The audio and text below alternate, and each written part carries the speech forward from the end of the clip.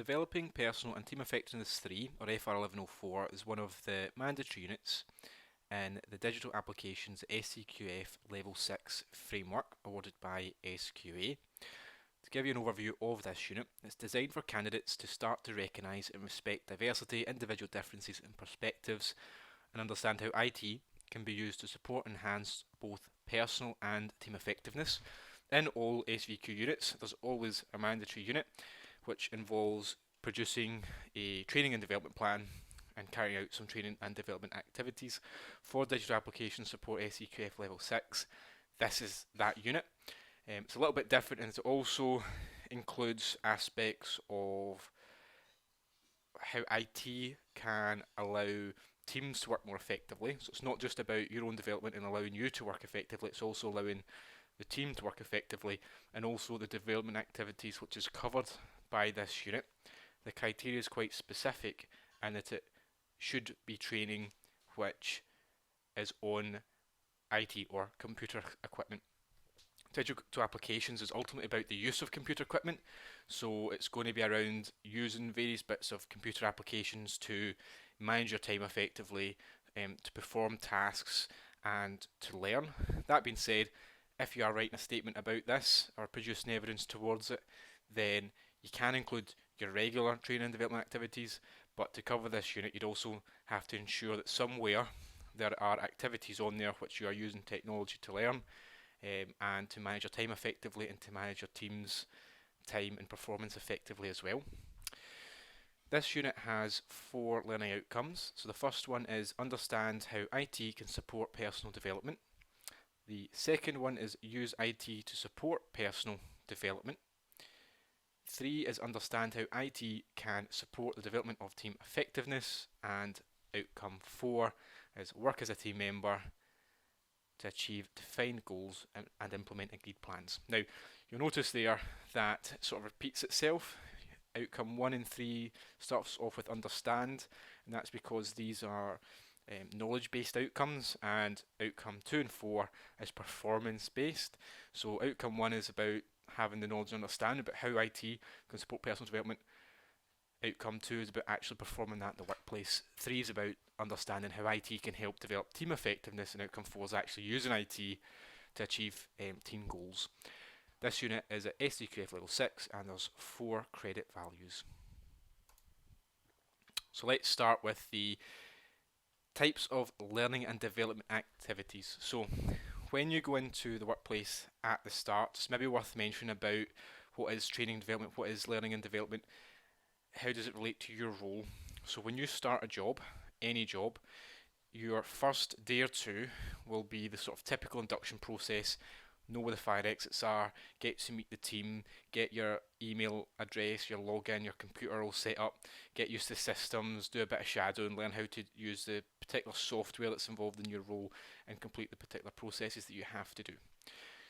At that stage, you'll typically have a meeting with your manager to outline what it is you know already, what prior skills and experience you have, and what it is you need to learn to be able to perform your role. So you work at what do you know already, what's required for your role, where's your role going, what's the gap, and then you'll perform training and development activities. So when you're writing a statement or producing evidence for this unit, it'd be best to look at it holistically and take it from there. So you'd be want to write a bit of a statement about a time where you've come into the role, you've produced this plan, and the different activities that's been included in it. But we'll start off by going through the different types of activities which you can complete. So the first one is on-the-job training. So on-the-job training, everyone does this. It's used to develop a specific skill set, typically by shadowing, and it's very specific to your organisation, very specific to the processes that you do. So you may know the theory of, if you work at, say you work in accounts, you may know the theory of how to process invoices and double entry bookkeeping, that sort of thing, but you won't know exactly how your organisation processes invoices, because there's different forms, different systems, different steps, different approval processes which is specific to your organisation, and to learn that you've got to shadow and learn how your organisation does it. So that's on the job training. Mostly it's shadowing, sometimes it might be reading guides or doing online modules. You've got workplace training courses, so these can include training related to organisational policies and procedures. So for example, IT security policy or a health and safety update. So workplace training courses, this is more so your online training modules. You'll probably have one on IT security, you'll have one on fire processes. Depending on your organisation, you might have ones that's specific for compliance reasons to what you are doing as part of your role, and you might want to mention them if you are doing those. But they are, generally speaking, usually online modules. They may be delivered as part of a small workshop, and it can even be delivered by internal, line managers might deliver it. It's not necessary they have to get people who aren't employed by your organisation to deliver it. Your human resource or personnel department, people team, might also be involved in running some of these courses or programs. You've got college courses. So college courses are used to gain a recognised qualification in a particular subject. It can be delivered as day release, evening course, distance learning or part-time. So difference between anything you're doing on the job and college courses is that college courses will allow you to gain a recognised qualification by an awarding body. So for digital applications, for SVQs in Scotland, it is SQA are the awarding body. Same for a lot of college courses as well, BSQA being the awarding body. Unlike on the job training, you're not going to get a certificate for that, but you will be able to perform your job a lot better, and that's the benefit of it. College courses, usually in subjects, so say you're doing accountancy, very good, very useful. It's not specific, it's different to the on-the-job training because it's not specific processes for your organisation that you're doing, but it's a sort of generic processes, the theory of what it is you need to do. So if you're doing accountancy, you learn the theory, you might use some software, but just because you've got that course, you'll still need to do on-the-job training to learn how your particular organisation does that task. Specialist training courses. So specialist training courses are delivered by a private training provider, typically lasting a couple of days. They can be on a variety of issues. So for example, time management could be on new technology. You've got new technology in your business, you're changing accountancy software, you've got a new CRM system, and you need to be trained up on how to use that. Or it could be team building sessions. If you do a team building session, teams work more effectively, and that can have a higher output, more productivity, and that adds value to the business. They can make more profit from that. So those are some examples of specialist training courses. Typically, it's different from a college course, and that college courses normally last 9 months to a year, whereas specialist training courses are very specific. You may get a certificate, not necessarily from a recognised awarding body. It could just be the training company itself that provides you with their certificate. It's more so about the content that you're learning, and it's typically delivered by an external training provider that would come in and deliver those courses, and the trainers usually are professional. Examples of those sorts of courses would be sort of like the Association of Accounting Technicians diplomas, or the Project Management qualification, the PMQ exam, for example. Those would be examples of ones where you get a certificate, but you could do other ones which is just on stepping up to management or team building or on new technology. Independent learning, so this is not to be overlooked. Independent learning is time allocated to engage in independent research or study, and this typically is by reading books or articles to prepare for an exam. So you learning on your own, reading books, looking things up online, watching YouTube videos, that counts as independent learning. So types of learning and development tools. There's a number of tools that you can use to learn things, particularly using IT. So the first one would be an online learning platform such as Canvas or Moodle. There are a number of different ones out there. Google Classroom is an example of one.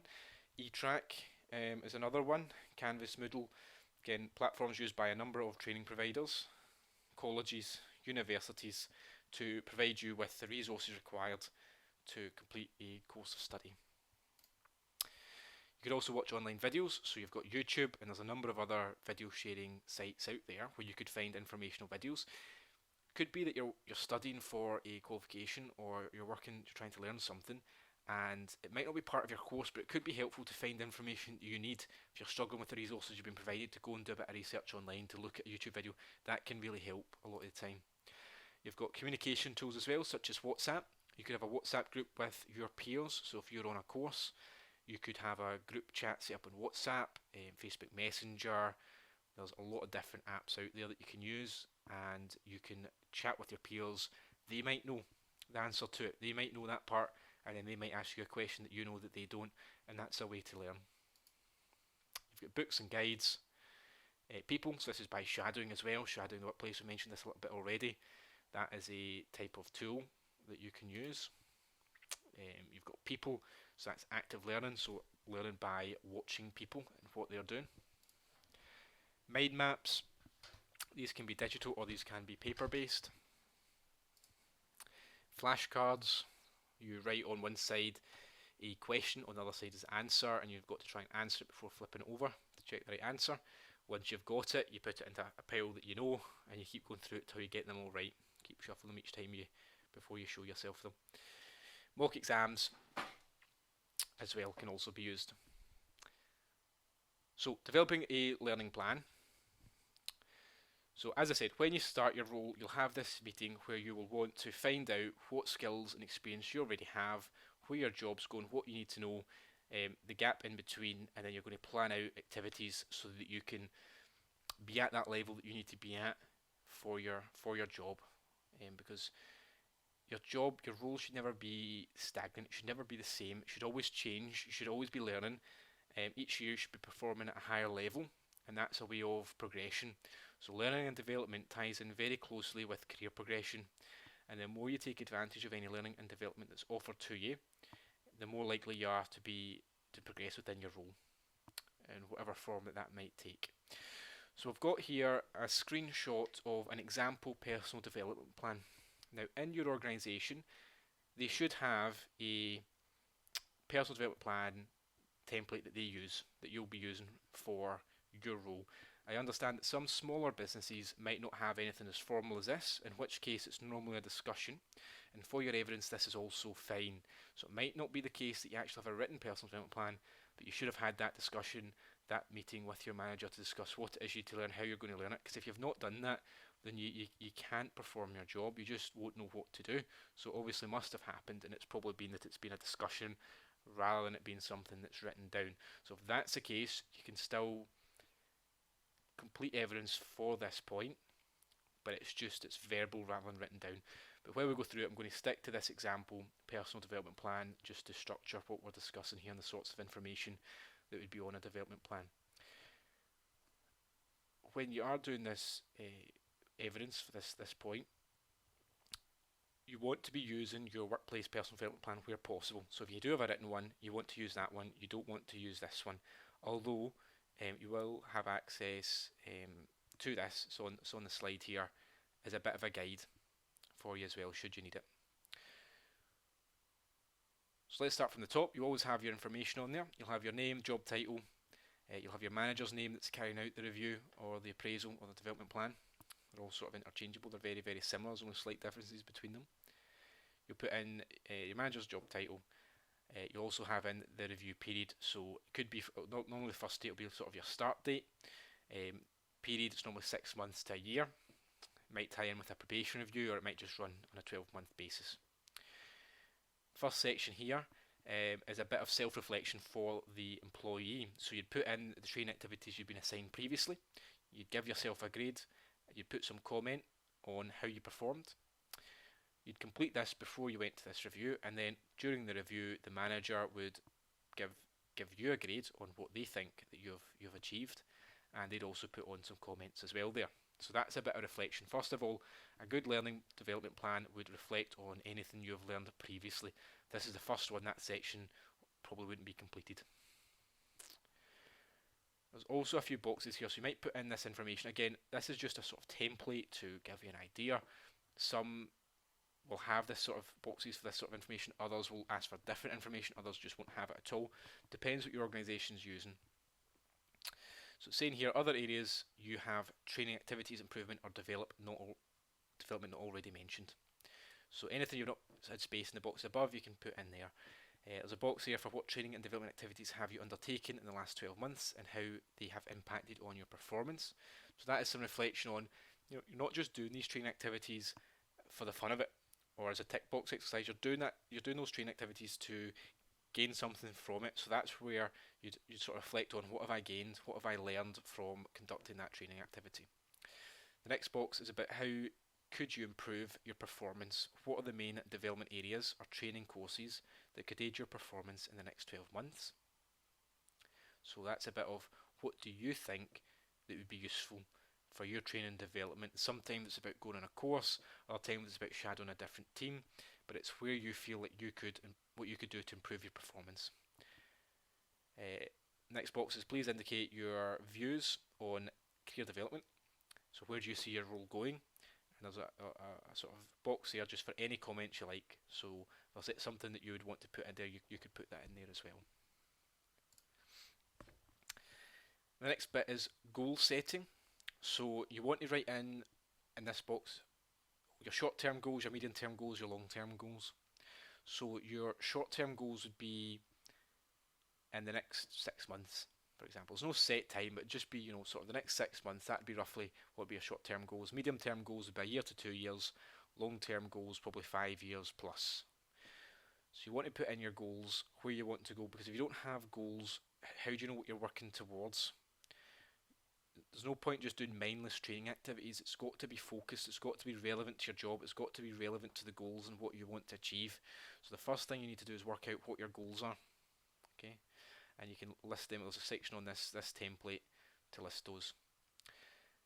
This next section is about your manager's performance review. So that's when they're commenting on your self-appraisal. They're putting in information about how well you performed, what you can maybe improve on. They're then assessing your job role and saying what your current role requirements are, what your future role requirements are, and that's a way of planning out, what activities you need to do in the future. You're not just doing pointless activities. You're not just doing random activities for the sake of doing it. You're planning out, right, this is where the job's going to go. This is what I know already. So what activities will get me from where I am now to where I need to be in 6 to 12 months.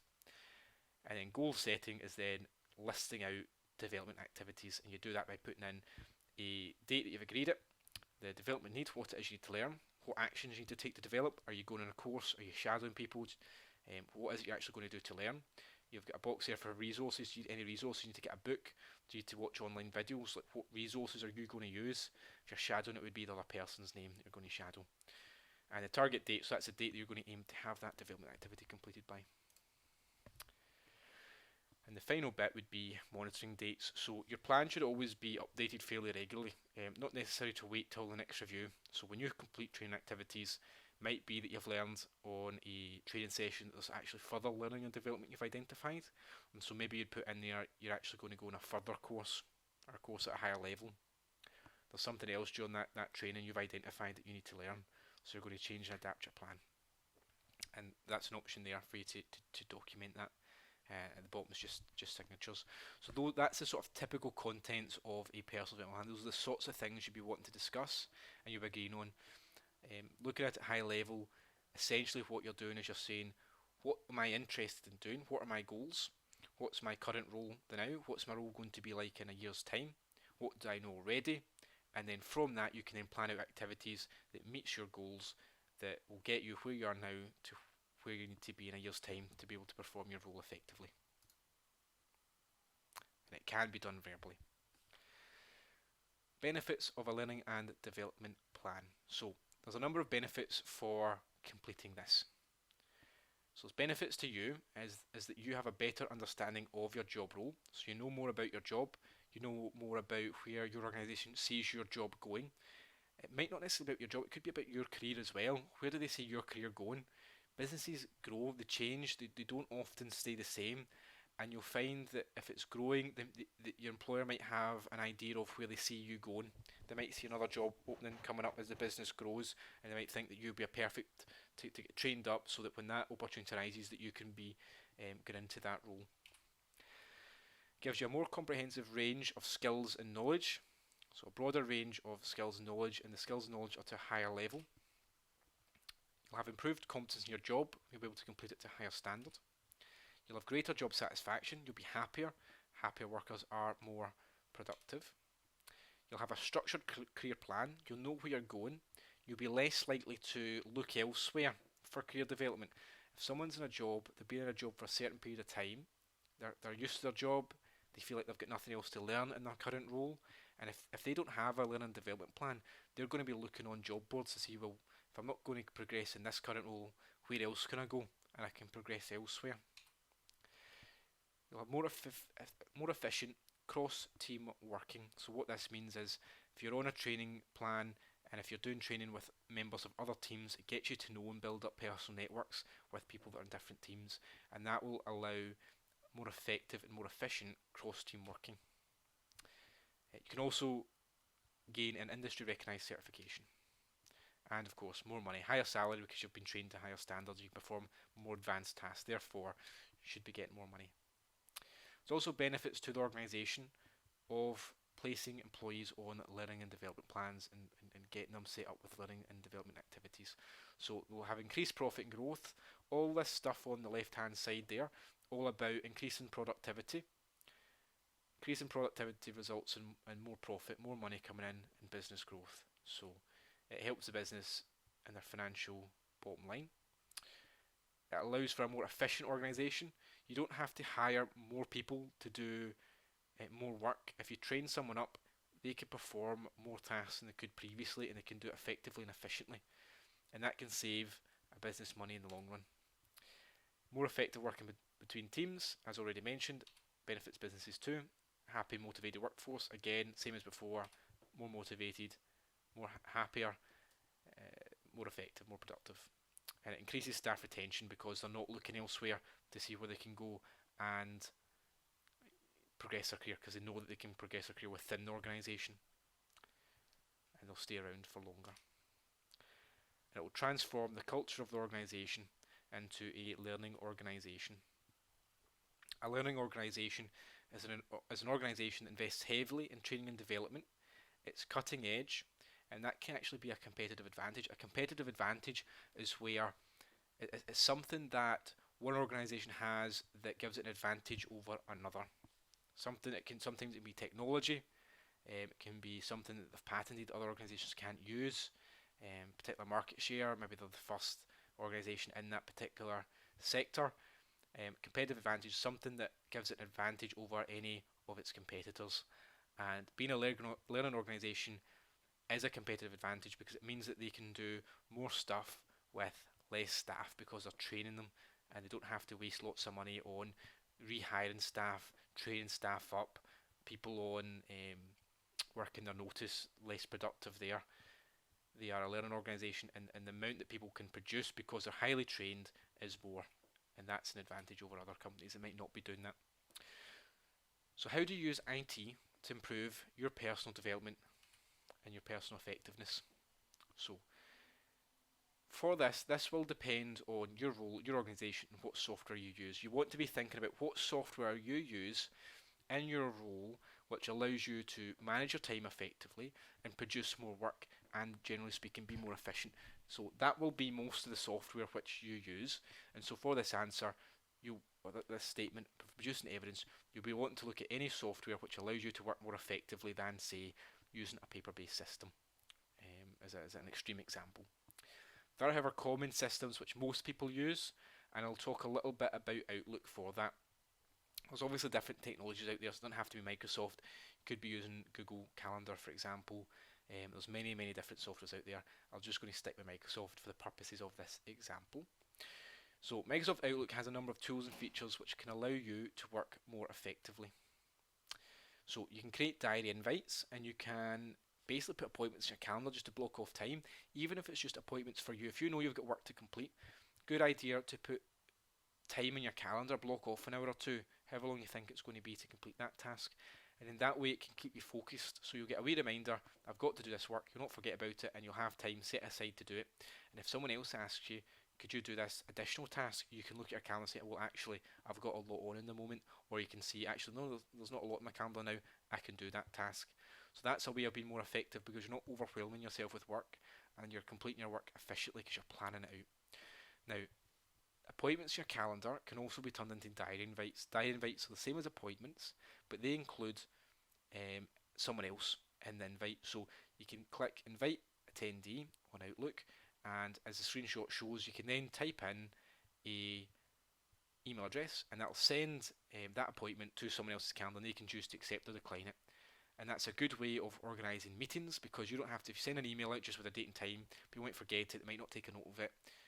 They might just get lost, they might not be available, they might have other appointments I've noted down I've not used, but if everyone's using diary invites, it's very, very clear who's available, who's free. If it's a group of 10 people, so it might not just be one person, you can put loads of people on this. So there's 10 people, it's very easy to track who can and who can't come for attendance. So it's a very effective tool, very easy to use tool. It can also be used for booking rooms as well if your organisation set up that feature. It can be used for booking rooms quite easily as well. So like meeting rooms, sometimes there's rooms off receptionists, so if you're getting a visitor, you might want to book the visitor's room so you can see that person, or if there's a meeting room, you want to have a meeting with someone, same idea. You've also got a task list. So on Outlook, you can create tasks. You'll normally see this as a column on the right hand side. You can create tasks easily, and it's one way of producing a task list. There's other ways to do it digitally as well. There's things such as Microsoft Lists, which you might use, Microsoft To Do. I know Google's got an alternative product as well, which allows you to create to-do lists. You might use something like a spreadsheet tracker.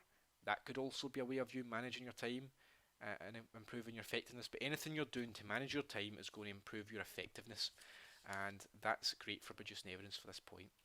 And the last example I'm going to use from Outlook for this point is about following up emails. So you can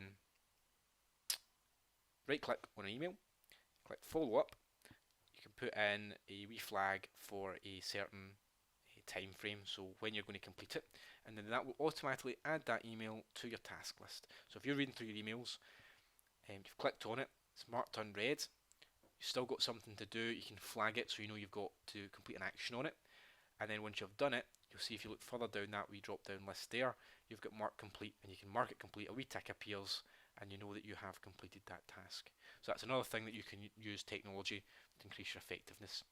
You don't have to limit yourself when you're producing evidence for this point to Outlook or to any competitor products to it. You can use examples from spreadsheets, if you use spreadsheets, if you use any other software to manage your time.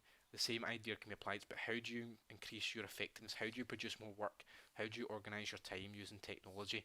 Just for this point, I've used the example of Outlook to give you an idea of what that means, but you want to be producing evidence based on what it is that you're actually doing as part of your role. So digital and collaborative technologies. So what is a digital and a collaborative technology? They are systems or software applications which allow you to work with other people as if you're in the same room as them or in the same office. You might be in different branches, you might be working from home, you might be in a different office. The people you're working with could be freelancers, they don't actually work for your organisation, but it's any technology that allows you to work on the same information, on the same files, on the same system as someone else remotely. There's lots of different systems out there, so I'm going to go and do a little bit of a run through the common ones. So we'll get Microsoft Teams. That is a very, very popular one. It combines video calls, phone calls, you can share screens, you can set up a team, and you can have a shared group of files. Ties into SharePoint as well. Lots of different features on there. There's features for education as well, so you can set up assignments and classes. There's a lot of different things. Instant message and chat function on there too. So Teams is a great example of a tool. OneDrive, a bit simpler than Teams, and it's really just for sharing files easily. And it's files saved on there also backed up as well, so there's copies of them, so you can't lose it. Gmail, email account. You've also got Trello, which is a bit like Teams. Dropbox, similar to OneDrive, you get to save files on there. It's in the cloud, backed up, secure. You need password to entry to get access to the files, but you can easily share them. Cisco Jabber, which is like an instant message and a phone call tool that's used for enterprises. So if you use that software, that's brilliant. Facebook Messenger is also an example. Allows you to instant message people. Slack, similar to Trello and Teams.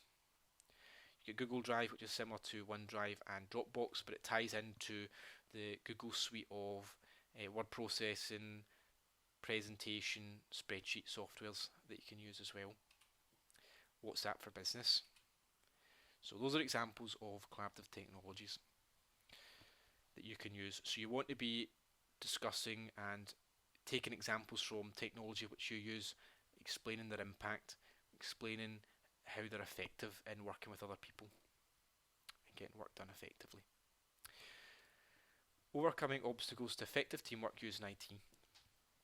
So for this point, you want to think about how you communicate and share information with colleagues. What features of the software do you use to communicate, which can help you work as part of a team? Think about those collaborative technologies. Do you use those? Do you have shared folders? Do you have a shared drive? It could potentially be a database system. If you say you work in sales and use a customer relationship management system, that might allow you to work effectively with teams if you're off and you're managing someone else's accounts while they're off, or someone else is managing your accounts while you're off. Could allow you to access certain files, such as invoicing, if you've made a sale, that sort of thing. So database systems that you use could also fit this as well. But think about how you communicate, share information, and work as part of a team. Think about issues that you've maybe had in the past for this overcoming obstacles. So what was the issue and how did you overcome it? It's going to be very, very personal to you and your particular employment and what these issues are, but think about the common ones. A lot of the time it's communication issues, being in a different location. You could have issues around version control and the lack of time to meet deadlines. Communication issues could be anything from having issues connecting to Wi-Fi, connecting to 4G, internet being down. You could have issues with the software, issues with logging in, passwords being locked, technical issues with the software itself that needs IT to resolve.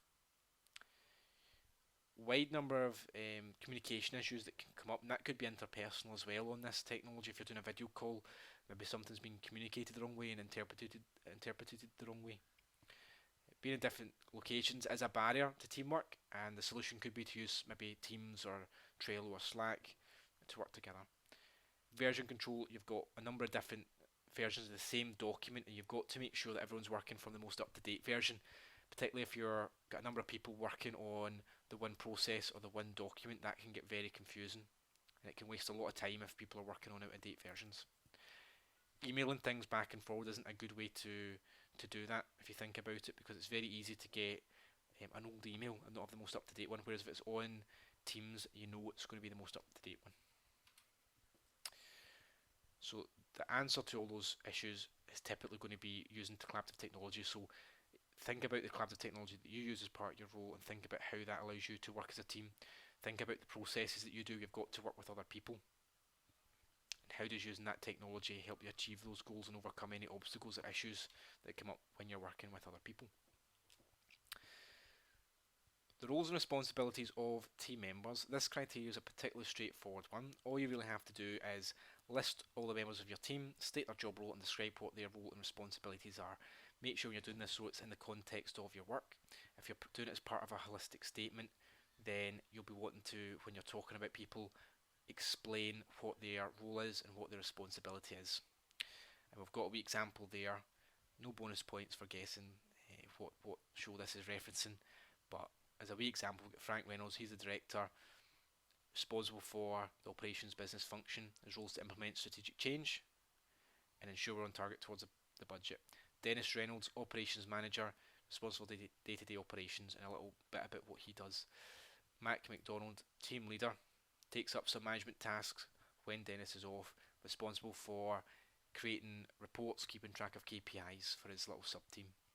And D. Reynolds is an administrative assistant, responsible for keeping the CRM system up to date, processing requests for information from other teams. So there's a bit of an idea of how you could say that out, but you want to be doing that for your organisation, the people that work within your team.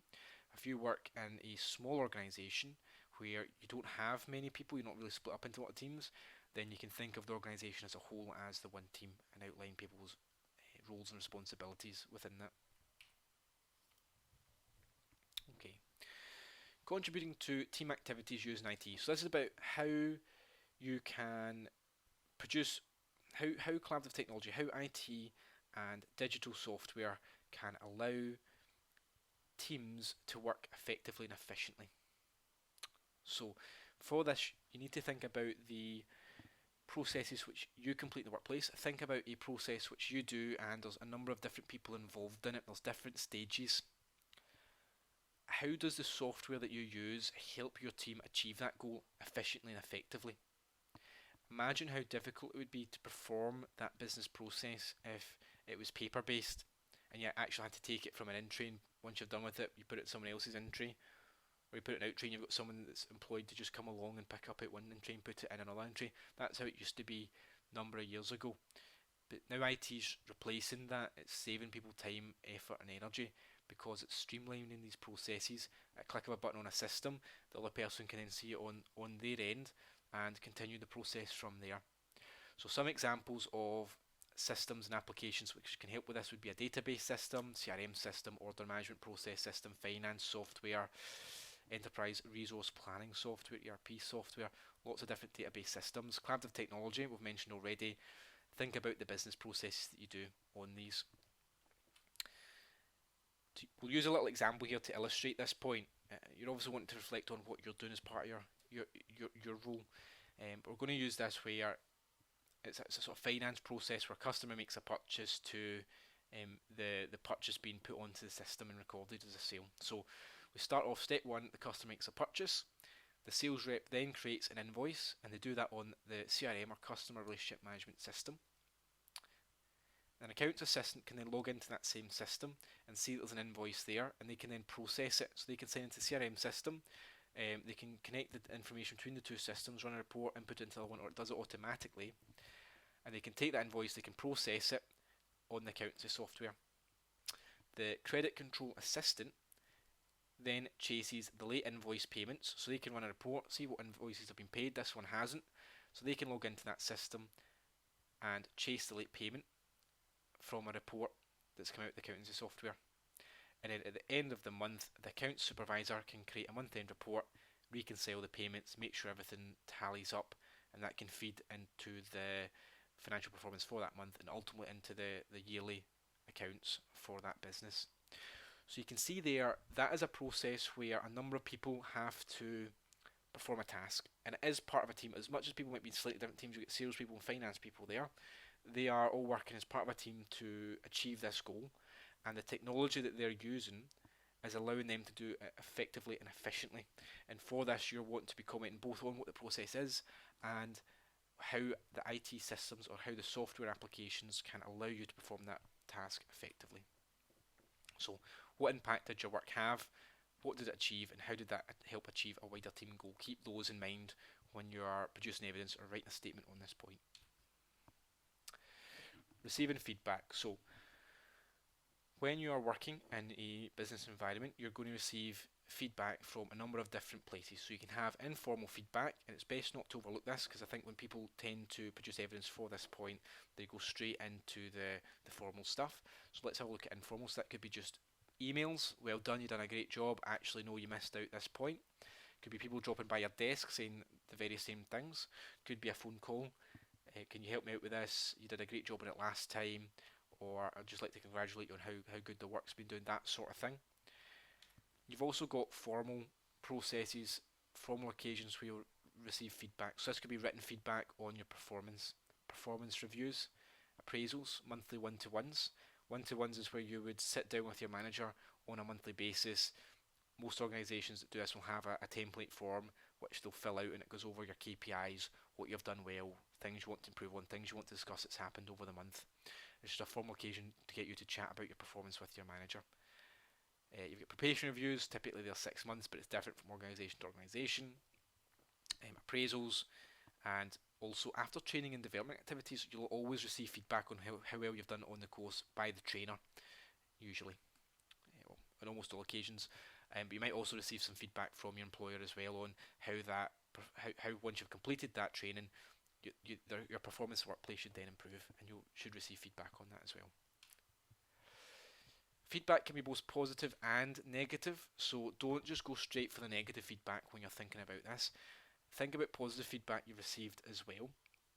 And any sort of negative feedback, so that stuff you haven't done quite right, should always be put in a positive light in the workplace, and it should be constructive criticism.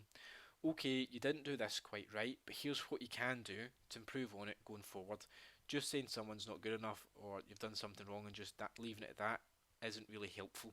You want to have constructive criticism you should receive, and that is a form of feedback which you can receive, and it will be along the lines of, look, you didn't do that very well, but it's fine, it's the first time you've done it, here's some tips, why don't you go look at what that person's doing around it, and then you can learn from that and you can move on. And you learn from your mistakes that way when you do constructive criticism and you get that feedback.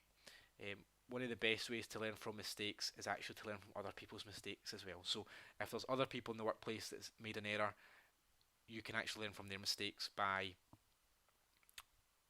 taking on their learning from their error, reflecting on it, making sure you don't make the same mistake again, or do something differently to avoid that event from happening, that mistake from happening. Providing feedback. So you'll regularly provide feedback to colleagues, particularly if you're on an apprenticeship and you feel like you are still feeling new to the team or new to your role.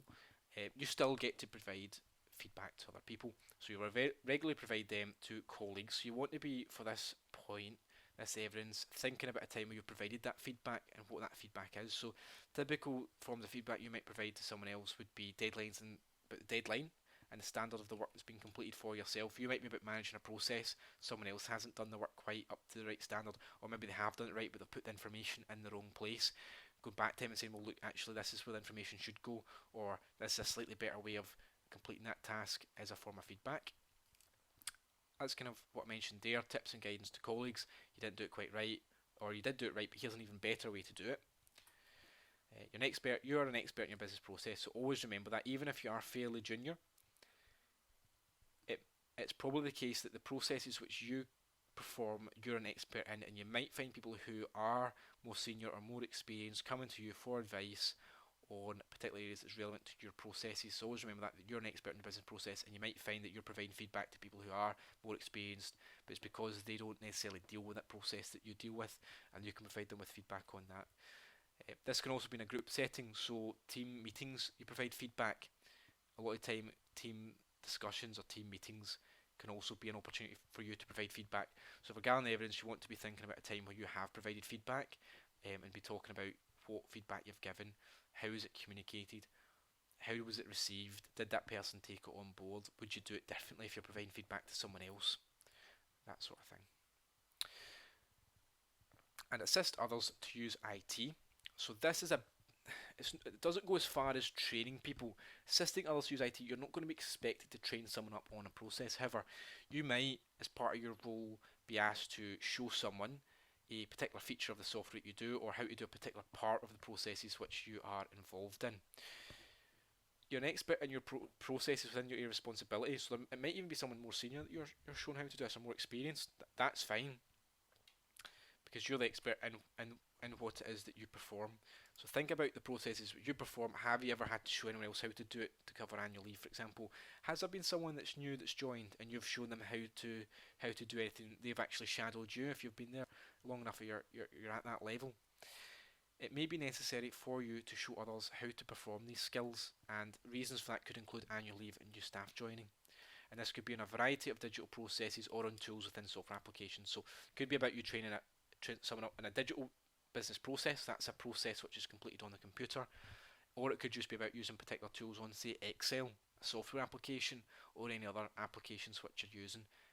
Running a search or running a particular type of report, you might be asked to show someone else how to do that, and that is you assisting others to use IT.